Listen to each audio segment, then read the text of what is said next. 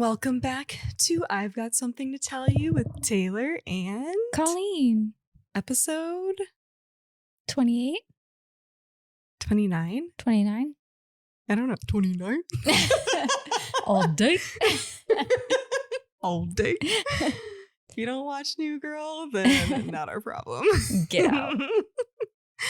Well, episode 28 or 29 doesn't matter. Fix it for us, Norman. Yeah, thank you.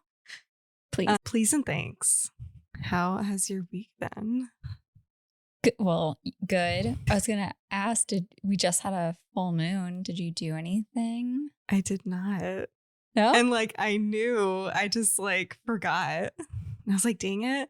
But then I was like, well, all the affirmations and manifestations, whatever you want to call them, are in my head. So yeah, hopefully that counts. Yeah, I was telling Kyle about the stuff that you're supposed to do during a full moon to cleanse yourself or whatever, cleanse yourself. Yeah. And he, I'm telling him all of this and he's just looking at me and he's like, we used to burn women like you.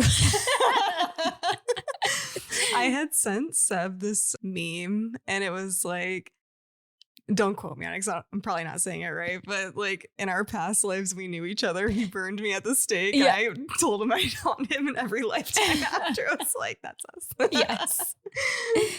We were probably witches. I've seen ones where it's the friends got burnt at the stake and you still find each other. Yeah. We were in a coven at some point. Yeah. We had to have been. Well, I haven't really been up to anything other than, I'm always doing different art projects. Yeah. And I love to do different mediums, so many different ones, not just painting. I've tried jewelry making and metal smithing and all these different things. And now my new hobby is working in Blender. Have you heard of the back rooms? No. Oh, okay. Oh, you haven't? No. I was like, should I do an episode on this? But it's fake. The way that I found it is if you go on YouTube, I think it's called Escaping the Backrooms. And basically it starts out as it'll be a clip of somebody walking somewhere totally random. And then they just fall and they wake up in the back rooms. And it's this really creepy looking, almost like an office building, an empty office building, but creepy. And it's all yellow tones and stuff. And it's basically a research center. I don't know the actual backstory, but it'll just show it's a research center. Mm-hmm. And so you're walking through the back rooms and then you start seeing monsters walking by and stuff. I feel I'm not doing it justice, but I feel you have to watch it. But I guess there's a million different levels to it. But level 0 is the office space. Is this a game? I'm confused. Is it another dimension? Yeah, so I guess that's kind of the lore. It could be another dimension. It could be a lot of different things. Mm-hmm. People build it in something called Blender. So that's what I've been doing with my time recently. So I'm building my own back rooms. Love that for you. And I'm going to make you watch it after. Okay. I feel you need to watch the actual YouTube video. It's only 6 minutes long. And I don't think I did it justice, but it's really creepy, but it's cool. How scary are, what do the monsters look like? I mean, they're all different because a lot of different people make them. But the ones that I think are the creepiest are where you see maybe somebody an arm or something. You're what was that? Basically almost a shadow looking person. Okay. But then, I mean, they look different in a lot of different ones. I feel it's creepier when you barely see it. It almost reminds me a little bit of Signs when the alien walks by the door. Yeah. Okay. Leaving it to the imagination. That's cool. Thank you. I know. I'll watch it out of sheer support. I should have had you watch it before we talked about it. I mean, honestly, if you told me I made a YouTube short, I would just watch it. Blindly trust you. Heck yeah. Okay. Well, Colleen, I've got something to tell you. I'm going to be covering the Bélmez Faces. Have you heard of this? Mm-mm. Okay. These are 2 in a row I've never heard of. I know. I don't think I've heard of this one either. It was another one of those ones where I was just Googling stories and I was oh, this sounds like a good one. That's exciting. Yeah. So in a quiet village of Belmez, which is in Spain, the summer of 1971 began like any other. Until something strange appeared on the kitchen hearth of a modest home at 5 Real Street. Do you know it or no? No. Oh, okay, it's like I was like, but it's just always like until something strange occurred. I'm like, until this happened. It's like I know. Yeah, it's coming. Yeah. In late August, Maria Gomez Pereira, probably said that wrong, noticed a small dark stain on the concrete. At first she ignored it, but over days it seemed to shift and grow as though slowly taking a shape. Ugh. I know. On August 23rd, she glanced down and froze. Staring up from the floor was a human face. No. It was crude, but unmistakable. Eyes, nose, mouth, its features marked by sorrow, as if burdened by deep grief. Oh. Maria thought it looked female. Scrubbing and cleaning did nothing. Each attempt only seemed to make it more pronounced. The grief more intense. She's like giving her a facial. I know. She's like, thank you. I feel refreshed. Cucumbers, please. Yeah. Terrified, her husband, Juan, took a pickaxe to the roof tile. I was like, I don't remember that part.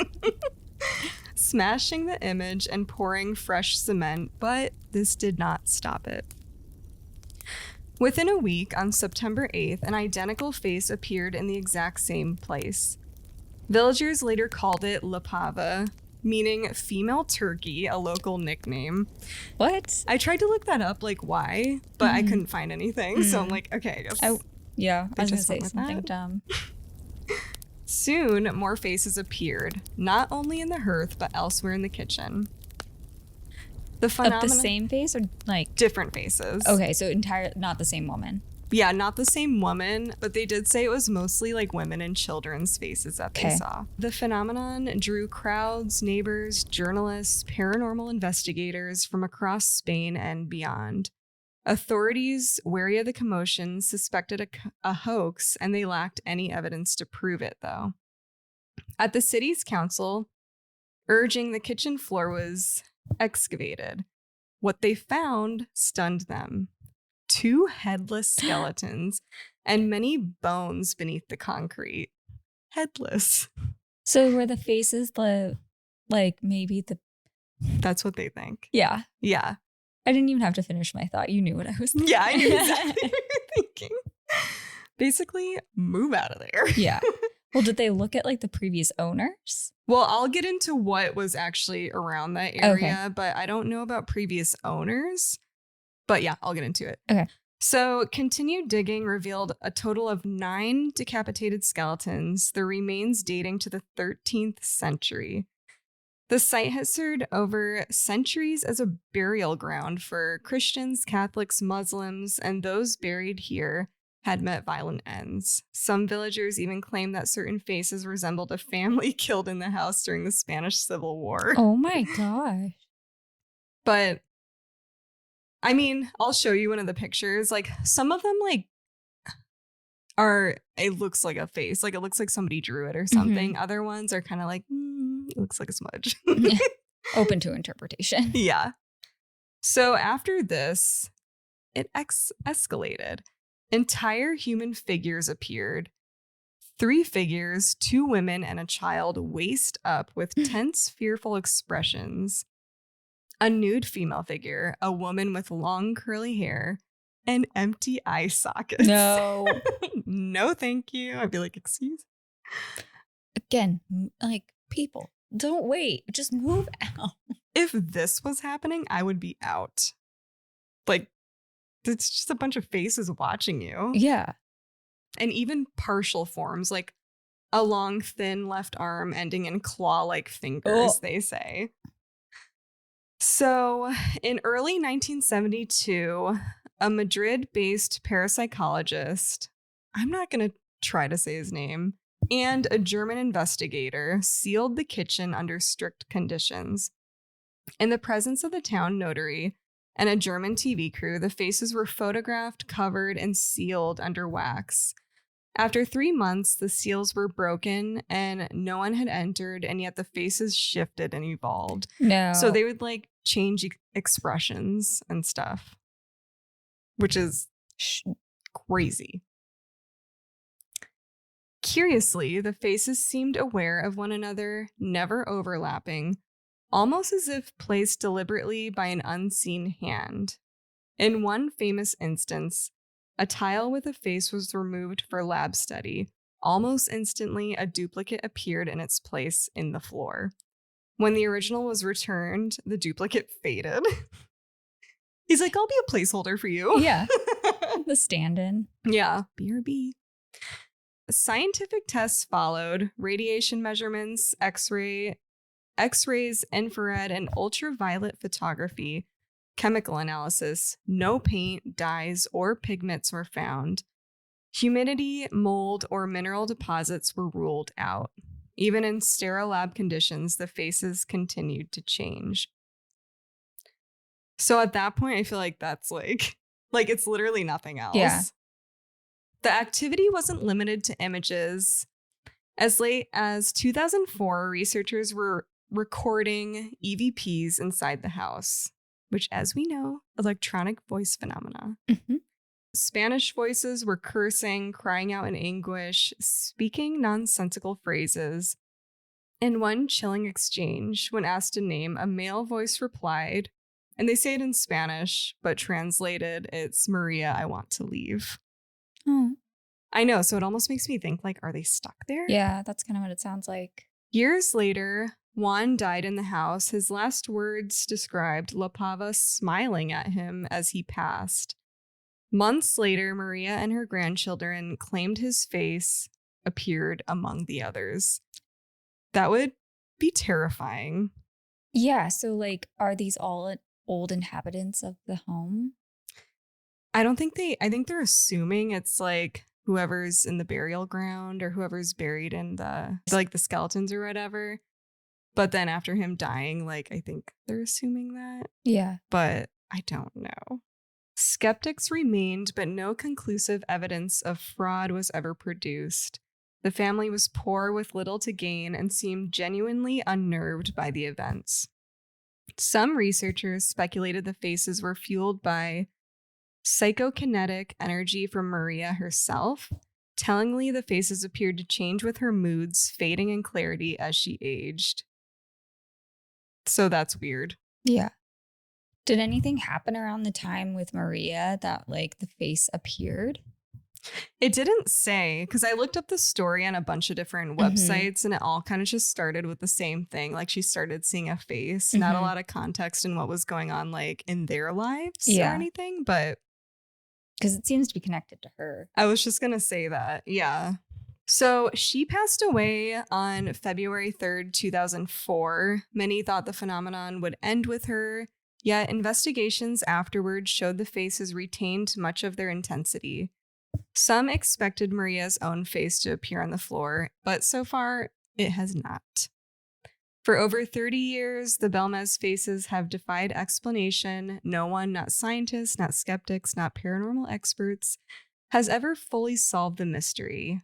Today, the faces still lie in the kitchen at 5 Real Street, shifting subtly from day to day. So crazy that they're still there. Yeah.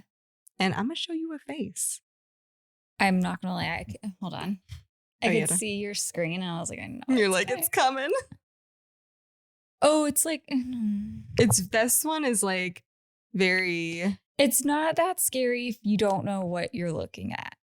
You know what I mean? True. If this was like something someone just drew, I'd be like, cool. Oops. Yeah. But knowing. Like that was in her kitchen, like watching her cook and stuff. Oh, no. Yeah. So it was a short one, but a spooky one. Yeah, that one was great. Thanks. Do you want to take a quick break? Yeah, let's go check your kitchen for faces. And we are back. We are back from our break. No faces found. Nope. Yet. Just kidding. They're waiting. All right. So, Taylor, I've got something to tell you. And if you remember last week, you were talking about the Geiger counter. Mm-hmm. And I was like, oh my gosh, I have one. And I was like, I'll do it in my short stories. And then I never did it because in my mind, I changed my mind. And I was like, because this one deserves its own full story. Cool. So exciting. Yep, it's getting the full treatment, and it's bananas. We've got Russian spies, radioactive poison, murder, and a teacup. Okay. This is the murder of Alexander Litvinenko. And apologize, there's going to be a lot of Russian names in this, so bear with me. But we do need to rewind a little bit because this story kind of like starts, you got to know we got to set the landscape kind of thing. And so first off, Litvinenko is Russian, as I just said. So right away, we're in the land of spies and secrets and probably very dramatic outfit choices. I just imagine all spies dress very, I don't know, trench coats and such. But we need to talk about the FSB, which is the Federal Security Service of the Russian Federation. And the easiest way to explain it is like, think of it as like the FBI, but it is also part of the old KGB.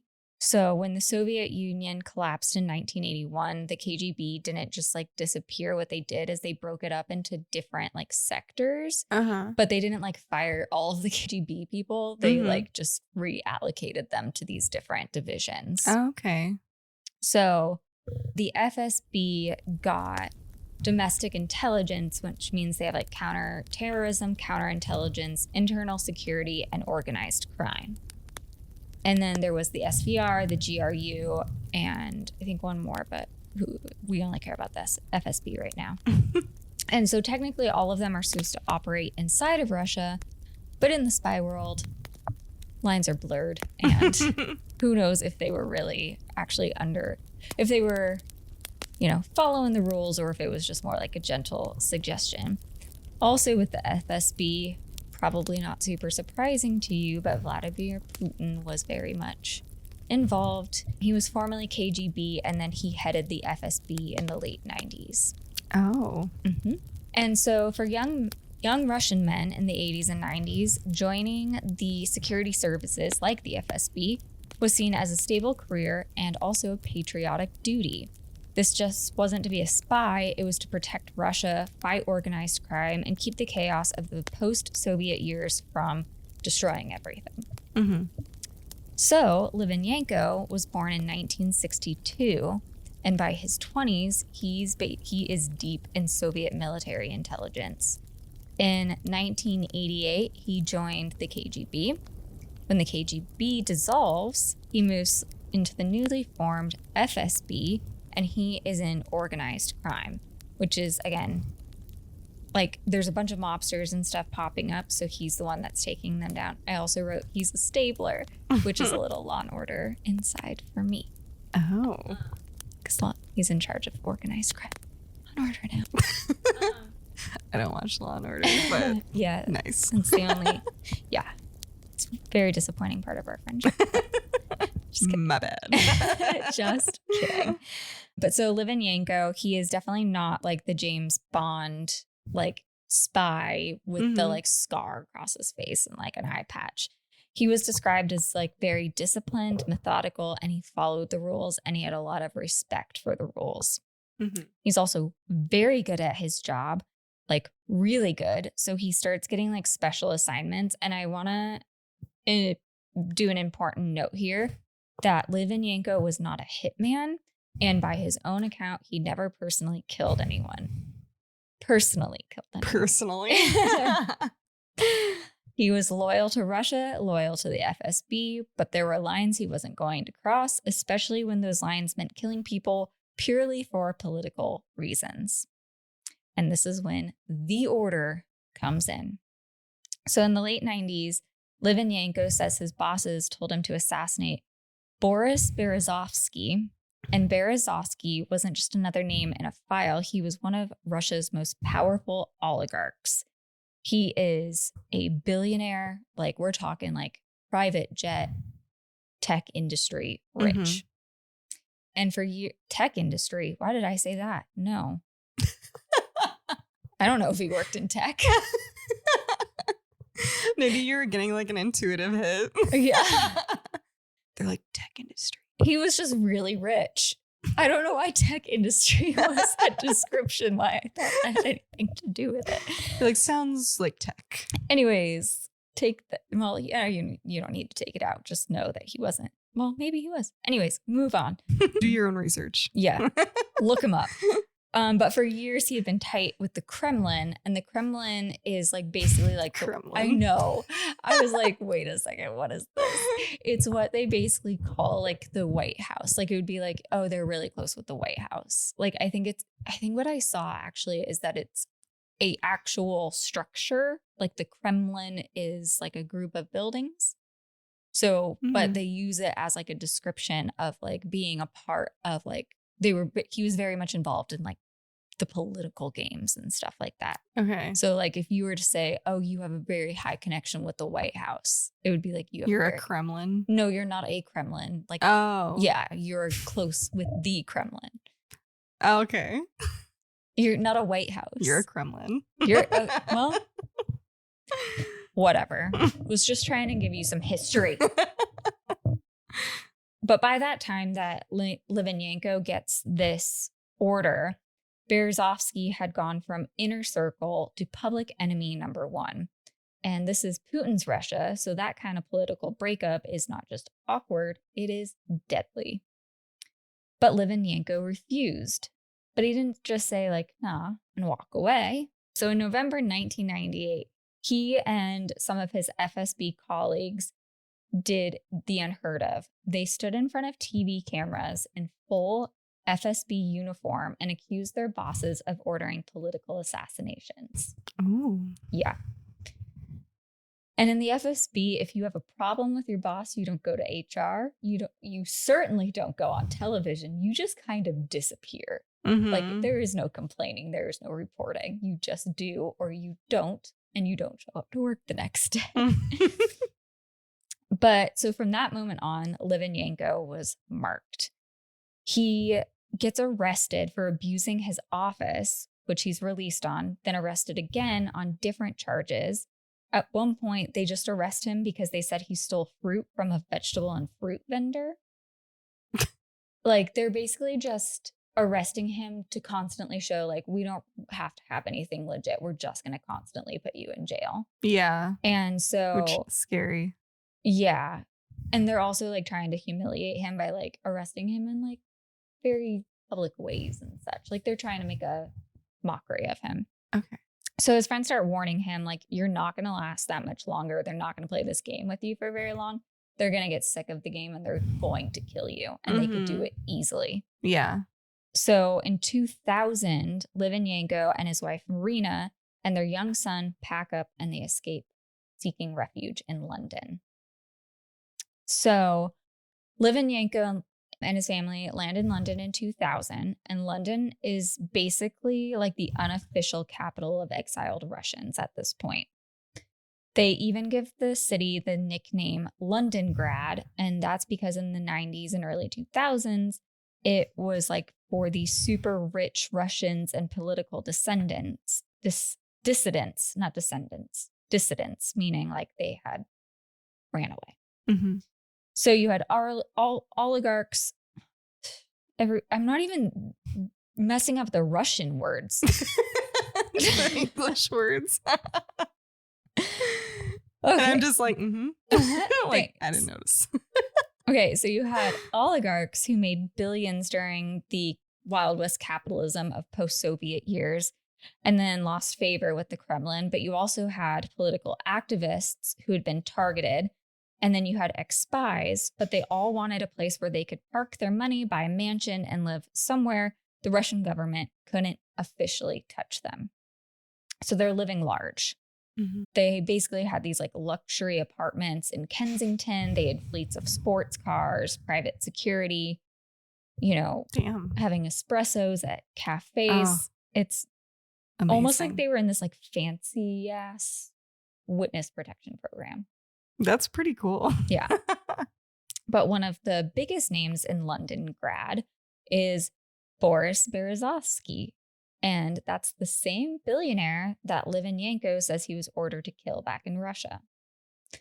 So by now, Berezovsky is living large in exile and still making money and still throwing shade at Putin from the safe distance of London. But Litvinenko starts working with him. I imagine they have a pretty dope bond because he's just like, thanks for not killing me. He's like, no problem. Also, the throwing shade at Putin. It just makes me think of like the internet trolls like on Instagram, like writing. I just like to imagine. Never mind. Never mind. Take it back. Moving on. Okay. I was going to say a joke, but I don't think it's geographically accurate. So never mind.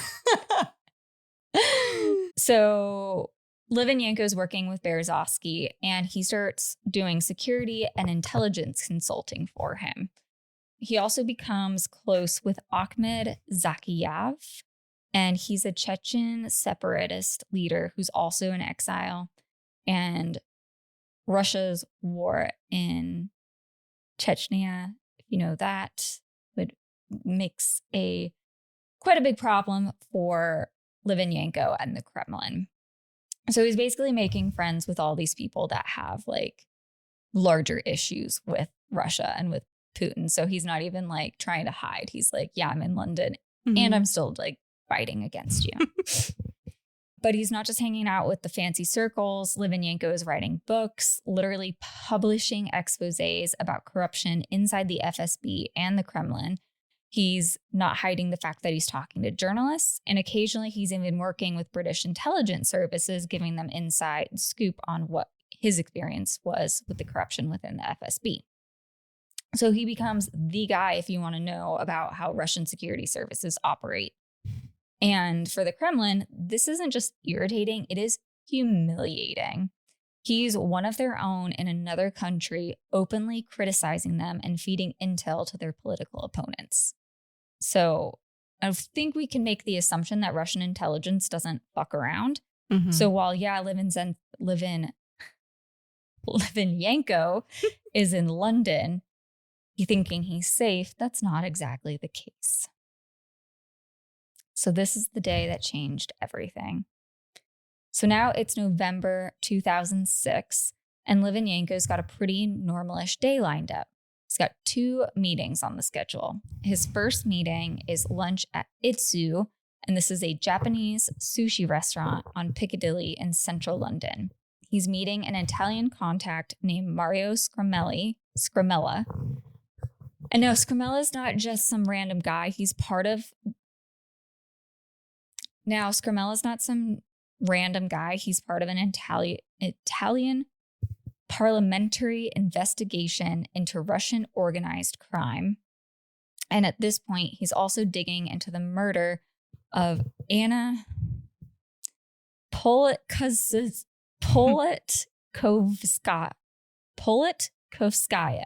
I feel like you nailed it. Politkovskaya. Thank you. I did not, but I tried. And she was a prominent Russian journalist who'd been assassinated just weeks earlier. So he's pulling in Litvinenko to like give him information that he has on this murder because he knows that Litvinenko is more connected and can maybe circulate the information and get it out about what actually happened to this journalist. Oh, well, yeah. And Scramella says he has documents linking Russian security services to his killing. So they meet early, they eat, they talk, and they go their separate ways. Then Litvinenko has his second meeting. And I'm just going to say Litvinenko as many times as I can to prove I can say it. I don't even think I can say it, to be honest. So he has his second meeting, and it's at Pine Bar at the Millennium Hotel in Mayfair. And this is where we turn into a spy movie. So waiting for him are Andrei Lugovoy and Dmitry Koftin, 2 men with deep ties to Russian intelligence. Lugovoy is a former KGB. I promise I practiced these. Lugovoy is a former KGB and FSB officer. Koftin is an ex-Soviet army officer, but these aren't strangers because Litvinenko. It's called what? L. L. Lit. Litvinenko knows them from his old world, and this meeting is supposed to be just a casual catch-up. So they order a pot of green tea. I cannot overstate how ordinary this seemed in the moment. No shady envelope hands-off, no tense stares across the table, just three guys talking and pouring tea. So Litvinenko drinks a cup, they chat, he leaves, no drama. But within hours, Litvinenko is violently ill. Oh no, the green tea. Yes. Good thing you're drinking coffee. I never drink tea, and now I have a reason not to. Mm-hmm. You drink a lot of tea, though. I know. Well, I make it myself, so. Oh, you see. Yep. So at first it looks like maybe food poisoning, potentially bad sushi from lunch. But within hours, things are way past, oh, this is uncomfortable, because he can't keep anything down, not even water. He's vomiting. He's vomiting constantly. His skin is going pale, and the pain is so bad he can barely stand. By the next day, November 2nd, his hair had started coming out in clumps, and now blood is starting to come up when he gets sick. Ew. This is not food poisoning. This is clearly something else entirely. Yeah. So on November 3rd, he's admitted to Barnet Hospital in North London, and his condition keeps getting worse, and the doctors are absolutely baffled. They are running blood test scans, and they cannot find anything that is like indicating what is going on with him. Not even like poison or anything? So we get into it. Oh. So he's transferred to University College Hospital, and now he's under police guard because he's not just some like random patient. This is a former Russian intelligence officer living in exile and suddenly gravely ill. Mm-hmm. So doctors suspect that it's thallium poisoning because thallium's a toxic metal that's been used in assassinations before. This explains the hair loss and the organ failure, but the lab results they get back aren't lining up. Something about the speed and severity of his decline doesn't match the usual thallium profile. And so meanwhile, Scotland Yard counterterrorism unit gets involved because if this is an assassination attempt, it's not just a medical crisis, it's a criminal investigation. Then something clicks. Somebody finally says, what if it's radioactive?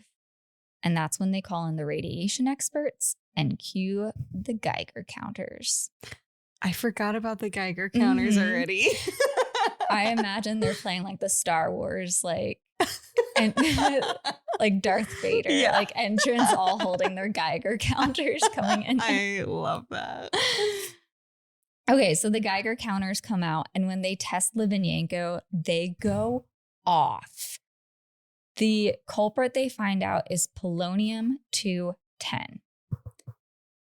Okay, so polonium-210 is not something you can pick up at any store. It is an extremely rare, highly radioactive isotope. You can't just cook it up in your garage or with a chemistry set. You need a nuclear reactor to produce it, which means you need state-level resources in order to create it. Dang. It is what is called an alpha emitter, and that means it's not particularly dangerous to be near. Like it won't pass your skin or even a piece of paper, but if it gets inside you, like through a cut or anything, it is catastrophic. So that's crazy. Litvinenko didn't inhale it. He drank it in that cup of green tea. How did they even do that? Do you get into it? Yep. Okay. And this was in London. Mm-hmm. So they had to have like somehow got it all the way over there. Yes. We go okay. in. So once inside the body, polonium-210 releases a massive dose of radiation directly to your organs. It destroys the cells from the inside out. It wrecks bone marrow, the immune system, the digestive tract, everything. It is also about 250,000 times more toxic than cyanide. Dang. Which I was like, cyanide probably could have done the job. So whoever did this, they weren't just killing him, they were making a point. Yeah, but Yeah. The doctors also know that there's absolutely no coming back from this type of poisoning, and the damage is irreversible. So the police know it too, which means that this is their one and only chance to get his account, Litvinenko's account of what happened. So they start recording. Detectives sit by his hospital bed with a tape recorder running, asking him to go over every detail. The sushi lunch with Scramella, the meeting with Lugavoy and Cofton, the teapot, the tea, the sudden illness. This isn't just a police interview, though. In British law, it's considered a dying declaration, and those carry a lot of legal weight because they believe that you're not going to waste your time lying when you know you're going to die. Mm. So these are really important to get if they have the chance to. Mm-hmm. Meanwhile, there is another huge problem because polonium-210 doesn't just vanish after you've swallowed it. It leaves a radioactive trail wherever it's been, and that trail is a public health hazard. So now the investigators have two jobs. This is the thing that's crazy, is they have to solve this. This is considered a murder with the murder victim still alive right now. Yeah, that's crazy. Isn't that nuts? Yeah. Because he's going to die. He's going to die. Yeah. So they're basically getting a murder victim's account before he's murdered, while he's being murdered, essentially. Yeah. I just thought that was nuts. It is. But they also have to contain the radioactivity. So the Metropolitan Police and the Health Protection Agency start sending teams with Geiger counters all over London, tracing Litvinenko's movements from the days before he got sick. They check Itsu, the Millennium hotels. They also check taxis, buses, and airports. And they look at the planes that flew between London and Moscow because Lugavoy and Cofton had been traveling back and forth before the poisoning. So every hotspot that they find with any radioactivity has to be sealed off and decontaminated, because it's not like dusting for fingerprints where they can just like bag up the evidence. They have to, if they don't clean up the crime site appropriately, there are more victims that's going to happen. Yeah. And by this point, Litvinenko is fading fast. On November 21st, he dictates a public statement from his hospital bed. Reporters and friends gathered around, and this gets printed around the world. He says, "You may succeed in silencing one man, but the howl of protest from around the world will reverberate. May God forgive you for what you have done." Dang. Yeah. 2 days later, on November 23rd, 2006, Alexander Litvinenko dies, and the official cause of death is acute radiation syndrome from polonium-210. So now with Litvinenko gone and the investigation is still all hands on deck. Here's the thing about polonium-210. It is a radioactive tattletale. You can't see it, smell it, or taste it, but with the right tools, it leaves these like, not literally, but like glowing fingerprints everywhere it's been. Oh. So when investigators start following that trail with the Geiger counters, they're basically like playing like deadly game of hot or cold. Like they're hotter, and they're like, well, crap. Like, but yeah, they got to find it. So we're just going to go into more detail of like where they were going. So they find the Pine Bar teapot, and this is what they determine is the murder weapon because it is so contaminated that scientists have to handle it in full protective gear. And it's not just a bag it and tag it. This thing goes into a specialized nuclear facility.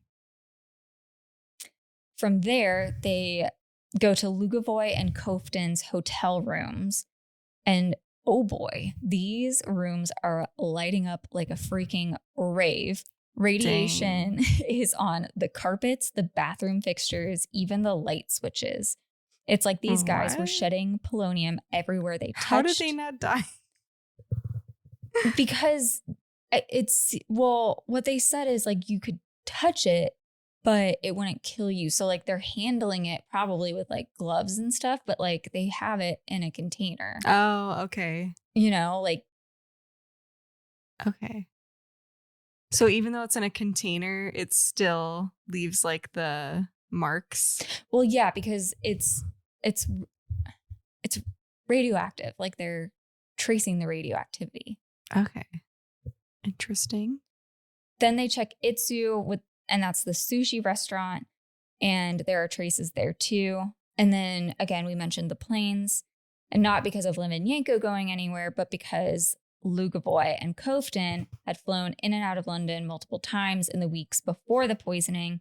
And then when investigators checked the British Airways planes they used, they found contamination in multiple spots: seats, armrests, even lavatories. British Airways ended up grounding 3 planes so that they could be decontaminated. Dang. So now the timeline starts looking even weirder because the contamination isn't just from November 1st when the actual poisoning happened. Some hotel rooms and locations show traces from before that date, which suggests that there were earlier poisoning attempts on Litvinenko. They think maybe that, that they got the dosage wrong or Litvinenko didn't drink enough. But it looks like this wasn't a one-and-done operation. They had been carrying polonium into the UK for weeks. That's crazy. It's nuts. So that green tea was probably full. Oh, yeah. Because we're going to make sure we get them this time. We're sick of going to London. Dump the whole thing in there. So every single contaminated location is a potential exposure site for innocent people, hotel staff, the restaurant servers, passengers who just happened to sit in the wrong airplane seat on the wrong day. So the UK's Health Protection Agency quietly tests hundreds of people to see if they've been exposed. Thankfully, none of them got a dose anywhere near what Litvinenko had, but still, the idea that a political assassination left this invisible hazard across London and multiple countries is absolutely wild. So, meanwhile, UK's in absolute distress of trying to find this polonium trace, and Lugovoy and Kofton are back in Russia, very much out of British reach. And they basically narrowed it down. It was these 2 guys. Yeah. So the radioactive trail has gift wrapped the case for Scotland Yard. Andrei Lugovoy and Dmitry Kofton are the people that they know did this. They were with Litvinenko, with the green tea. Hotel rooms were contaminated. The planes they flew were contaminated. The timeline of their movements matches the radiation trail perfectly. So it's almost like as close to a smoking gun as you can get. Mm-hmm. So the UK formally asks Russia to hand them over for trial, and Russia just says, nope. They refuse to extradite either man, but not only that, Lugovoy, who is actually the main suspect, ends up getting elected to the Russian parliament, which conveniently gives him legal immunity. Yeah. So, you can't be tried for this. Dang. Litvinenko's widow, Marina, is not letting this go. For years, she pushes for a full public trial into investigation into the murder. She attends hearings, gives interviews, keeps the pressure on. It takes until 2015, which is almost 9 years after Litvinenko's death, for the UK to finally hold that inquiry. And when the findings come out, they are huge. But the judge judge concludes that Lugovoy and Kofton carried out the poisoning and that the operation was probably approved by both the FSB and President Vladimir Putin himself. Probably. So yes, that might sound soft, but in the language of a British legal report, that's basically as close as you're going to get from Russia admitting, saying, yes, the Kremlin ordered this. It also is very carefully worded to avoid total diplomatic meltdown, because they would be outright accusing the Russian president of assassination. Yeah. But there is political fallout. UK and Russia relationships nosedive. There are diplomats who are expelled from office. Certain Russian officials get hit with travel bans and asset freezes as part of this hit order or probably hit order. But in terms of any actual justice, Lugavoy and Koftin stay in Russia untouched with no prison sentencing or any consequences. Wow. So Marina keeps telling people her husband's murder wasn't meant to be subtle. This wasn't an accident. It wasn't even meant to look like an accident. Using polonium was a radioactive calling card, and the message was, we can reach you anywhere, even in London, even if you hide. Even if it risks poisoning other people, we will make it slow. We will make it public, and everyone will know why. So even today, the Pine Bar teapot, our glowing our glowing evidence is locked away in a secure nuclear facility because it is literally too dangerous to be anywhere else. Dang. It is still contaminated. And yeah, crazy. That is. That whole teapot. I know. That teapot holds a lot of power. I know. Talk about spilling the tea. I know. Don't spill that tea though. But yeah, so this was one I didn't know about I say I didn't know about. I feel like I had heard about it, but I hadn't never like looked into it. And so when you brought up the Geiger counter, I was like, I have one, but I feel like it's bigger than just like the sky. Short story. Yeah. Yeah. No, I'm glad you told that one because I feel like that had a lot of details too to like put it into a short story. Yeah. But that was crazy. I've never heard of that. Yeah, it's an interesting one. They did a really good series. I want to say it was on AMC. It was like a dramatic reenactment, or it was like a 4-part miniseries, but it's about Litvinenko and the like investigation into his assassination. Crazy. Wait, what year was it in? Did you say? It happened in 2006, and then they held the inquiry in 2015. That's crazy. Yeah, because it sounds like fairly. I mean, I know 2006, kind of a long time ago, but it's also like fairly recent at the same time. Yeah, that's crazy. We were in high school. I know. Yeah. While this teapot was going around, we were sitting in classes. Well, that was a good one. I liked it. Thanks. Yeah. Well, if you guys have a story to tell us, you can take your part. Can you do it? You want me to spell it out? Yeah. Okay. You can email us at igsttystories@gmail.com. Or you can follow us at IGSTTYpod on Instagram, TikTok, YouTube, wherever you prefer. Yes. Drop us a message, a DM, an email. We like hearing from you guys. We love the comments too. So if you have a story that you'd rather share in the comments, please do. Yes. Okay. Well, until next time. Later.